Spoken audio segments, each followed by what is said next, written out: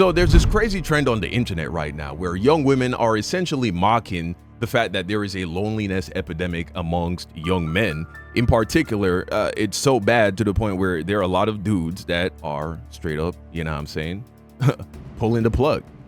And in this video, we're going to explore what is wrong in the mindset of people, why they end up adopting ideologies and mindsets like this, because this is just another iteration of the same problem that causes incels to hate women and that causes anybody to be a hater and jealous of anybody else. Let's go.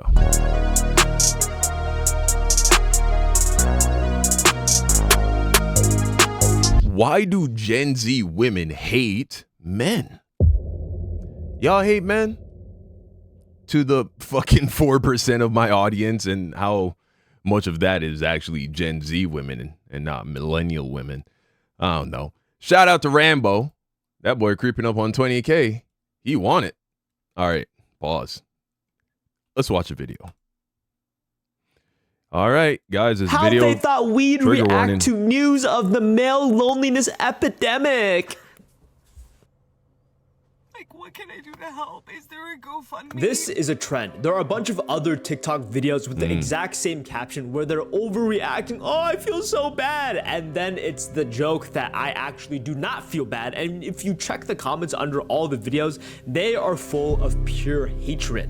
Men's suffering is literally the motivation that gets me out of bed in the morning. For real, men's self-end rates aren't high enough, to be honest. And this is a real problem where young people, men specifically, the leading cause of their death is suicide.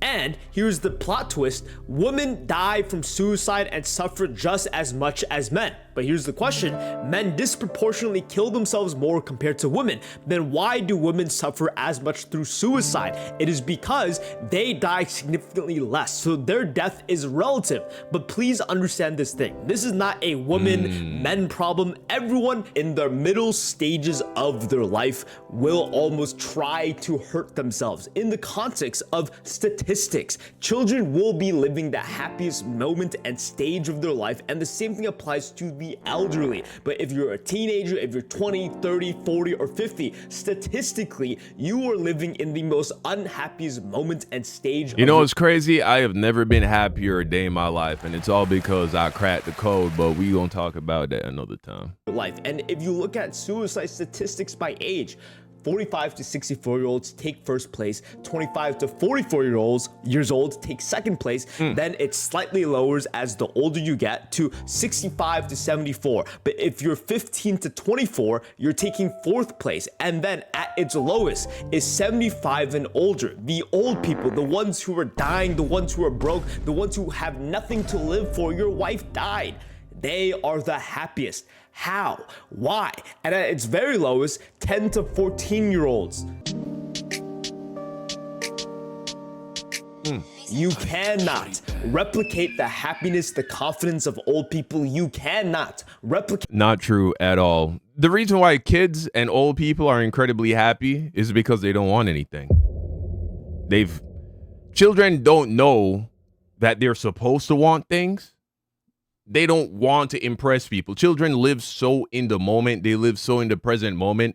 As long as their basic needs are met, and whatever environment you throw a child into, as long as they feel as if they are being treated equally to everybody else, then they're good. You know what I'm saying? Like, a child won't be sitting at home wanting to go play, I don't know, fucking... Children don't have FOMO. You know what I'm saying? Fear of missing out. It's only once they're in the situation they want to be included. So if they're at a party, yeah, they want to be playing all the party games with everybody else. But children are just like so moment to moment. And old people, maybe they also live more in the moment than the average adult, like young adult. But I think it's just because they've realized that all the ships have fucking sailed, essentially. All the dreams that they could have wanted to chase, all of the peers that they were competing with, a lot of them are dead. They're just like, I'm too old for that shit, man. That ship has sailed. And so they have no choice but to kind of just settle in and wait to die. You feel me? They almost revert back to having the mind of a child to some extent. Now, the key is to tap into that whilst you're still young, whilst you're a young adult in your teens, 20s, 30s, 40s. And I wouldn't consider someone in their 50s a young adult, but you can still be in your 50s and have high energy. You know what I'm saying? Especially if you're taking care of your body and your health, and even in your lower 60s. The key is tapping into that at those stages of your life. But in order to do that, well, you got to crack the code.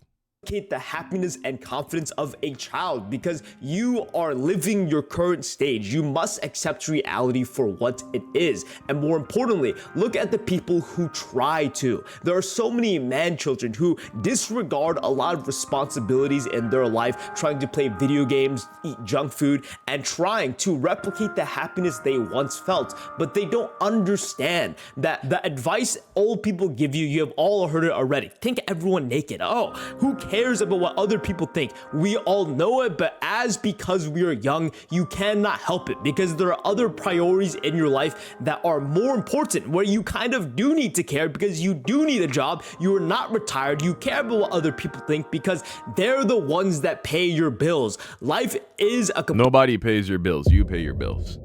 Nobody pays you. You pay yourself. Completely different game at different stages and ages in your life. You personally cannot replicate the happiness and excitement as a child, because if you are, you will just now he can't, because whatever you believe to be true is, he can't. So it's incredibly important. Life and death is in the power of the tongue, as the Bible says. You gotta be real careful about what worldviews you adopt and believe. And the more you listen to these things and buy into them, the more they reprogram your subconscious mind and will make it your reality. Be escaping the reality of life. You have seen so many adults where all they do is try to avoid responsibility by being slothful, by doing absolutely nothing. I don't want to do it.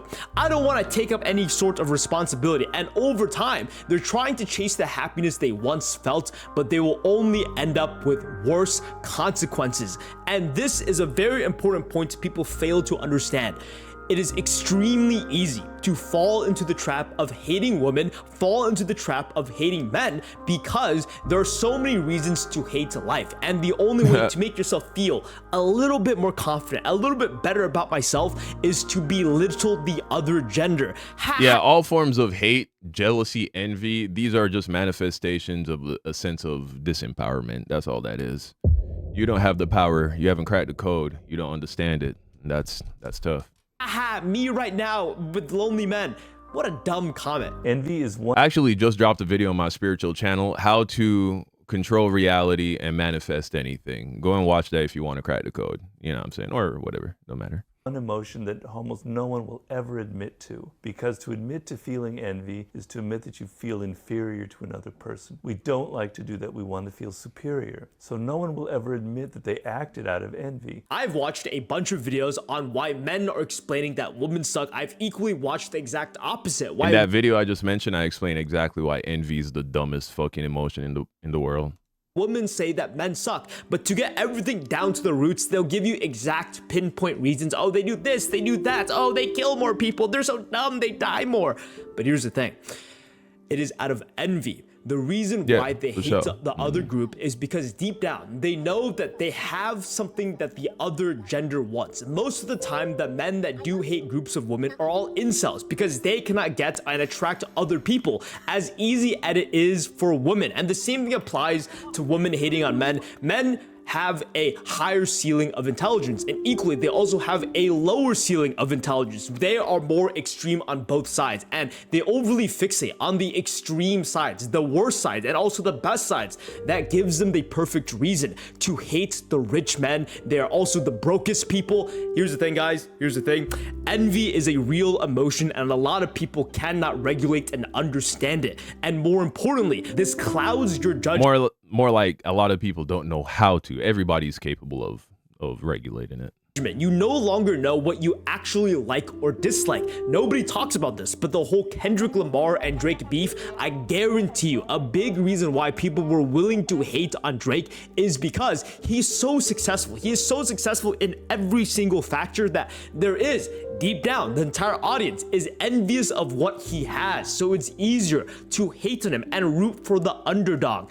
And here's the thing. The reason why old people are so confident and happy as well as children compared to everyone else is because they lack that emotion. They are not envious. An old man walking across the street is not going to compare and contrast the difference of how people look. They don't care. They'll wear whatever bullshit they got in the closet. The same thing applies to wealth. A lot of them are either extremely broke or extremely rich, and nonetheless, they don't care as much as it is important to young people. The reason why young people are so unhappy, and I can't give you this as a one-liner shoot of advice, it is a very complex thing.